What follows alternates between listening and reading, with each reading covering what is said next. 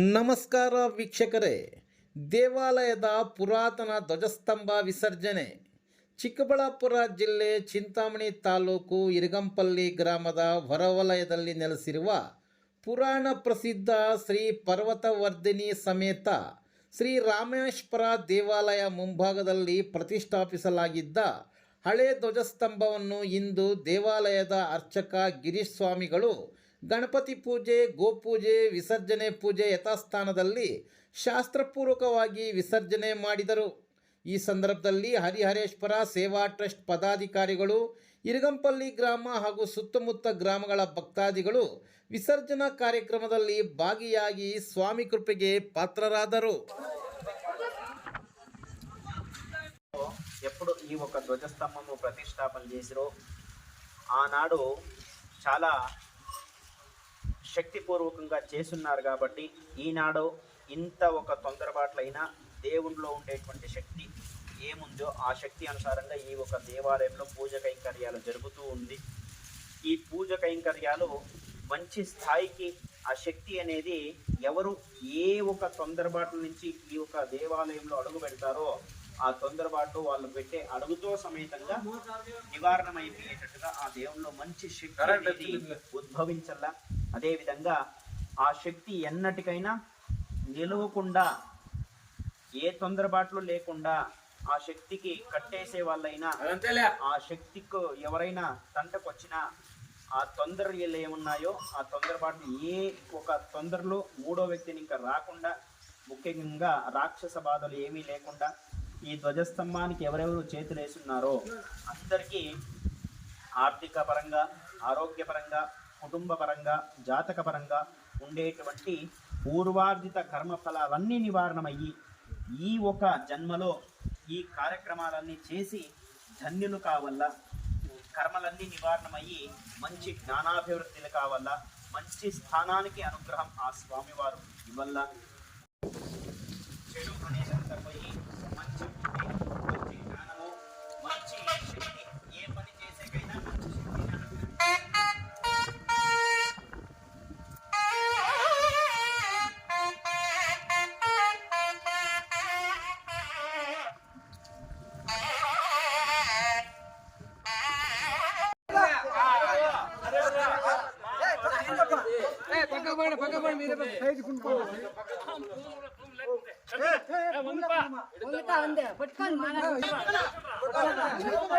అందరూ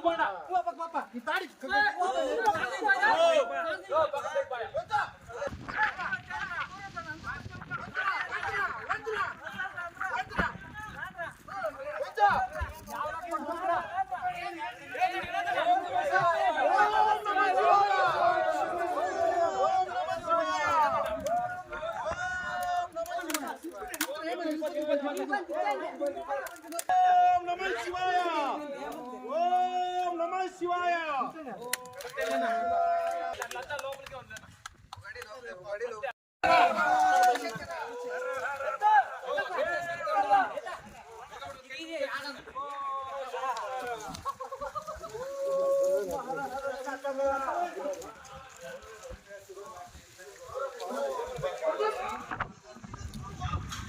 ಶ್ರೀ ಗುರುಭ್ಯೋ ನಮಃ. ಓಂ ನಮಃ ಶಿವಾಯ. ಇರಗಂಪಲ್ಲಿ ಗ್ರಾಮದಲ್ಲಿ ಐತಿಹಾಸಿಕ ಪುರಾಣ ಪ್ರಸಿದ್ಧವಾಗಿ ನೆಲೆಸಿರುವಂತಹ ಪರ್ವತವರ್ಧಿನಿ ಸಮೇತ ಪ್ರಸನ್ನ ರಾಮೇಶ್ವರ ಸ್ವಾಮಿ ದೇವಾಲಯ ಪೂರ್ವದಲ್ಲಿ ಸುಮಾರು ಶತಾಬ್ದಿಗಳಲ್ಲಿ ಈ ಸ್ವಾಮಿಯವರ ಪ್ರತಿಷ್ಠೆ ಆಗಿದೆ.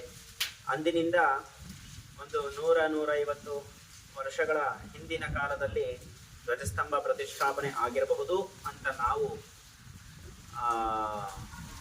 ಹಿಂದಿಂದು ಅಂತ ತಿಳ್ಕೊಂಡು ಇವತ್ತಿನ ದಿವಸ ಆ ಒಂದು ಪ್ರತಿಷ್ಠಾಪನೆ ಆಗಿನ ಕಾಲದಲ್ಲಿ ಏನಾಗಿದೆ, ಆ ಧ್ವಜಸ್ತಂಭದ ಹತ್ರ ಭಕ್ತಾದಿಗಳು ಸುಮಾರು ಜನ ತಿಳಿಯದೆ ದೀಪವನ್ನು ಹಚ್ಚಿ ಆ ದೀಪ ಉರಿಯುವಾಗ ಮರ ತುಂಬ ಹಳೆಯದಾಗಿರೋದ ಒಂದು ಕಾರಣ, ಹಾಗೆ ಆ ಮರ ಕೂಡ ಹತ್ತಿ ಒಂದು ದೀಪದ ಅಣತೆ ಎಷ್ಟಿರುತ್ತೋ ಅಷ್ಟು ಭಾಗ ಸುಟ್ಟು ಹೋಗಿ ಭಿನ್ನವಾಗಿತ್ತು.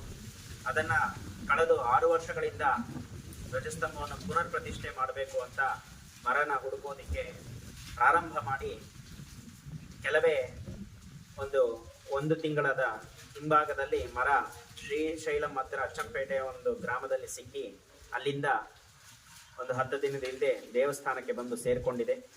ಇವತ್ತಿನ ದಿವಸ ಹಳೆಯ ಧ್ವಜಸ್ತಂಭವನ್ನು ನಾವು ವಿಸರ್ಜನೆ ಕಾರ್ಯಕ್ರಮವನ್ನು ಹಮ್ಮಿಕೊಂಡು ಹರಿಹರೇಶ್ವರ ಸ್ವಾಮಿ ಟ್ರಸ್ಟ್ನ ಕಾರ್ಯಕಾರಿ ಸಮಿತಿಯಿಂದ ಎಲ್ಲ ಸದಸ್ಯರು ಈ ಒಂದು ಕಾರ್ಯದಲ್ಲಿ ಭಾಗವಹಿಸಿ ಎಲ್ಲರ ಒಂದು ಸಮ್ಮುಖದಲ್ಲಿ ಈ ಒಂದು ವಿಸರ್ಜನೆ ಕಾರ್ಯಕ್ರಮವನ್ನು ಶಾಸ್ತ್ರಪೂರ್ವಕವಾಗಿ ನೆರವೇರಿಸಿ ಆ ಒಂದು ಧ್ವಜಸ್ತಂಭವನ್ನು ವಿಸರ್ಜನೆ ಮಾಡಿ ಆ ಜಾಗವನ್ನು ಮಾಡಿಸಿ ಆ ಒಂದು ಧ್ವಜಸ್ತಂಭದ ಒಂದು ಅಂಗವಾಗಿ ಇವಾಗ ಬಂದಿರುವಂತಹ ಹೊಸ ಧ್ವಜಸ್ತಂಭವನ್ನು ಪ್ರತಿಷ್ಠೆ ಮಾಡುವುದರ ಸಲುವಾಗಿ ಇವತ್ತಿನ ಕಾರ್ಯಕ್ರಮವನ್ನು ಎಲ್ಲರ ಒಂದು ಸಮ್ಮುಖದಲ್ಲಿ ಭಕ್ತ ಮಹಾಶಯರ ಸಮ್ಮುಖದಲ್ಲಿ ಈ ಕಾರ್ಯಕ್ರಮವು ಸುಸಂಪನ್ನವಾಗಿ ನಡೆದಿದೆ.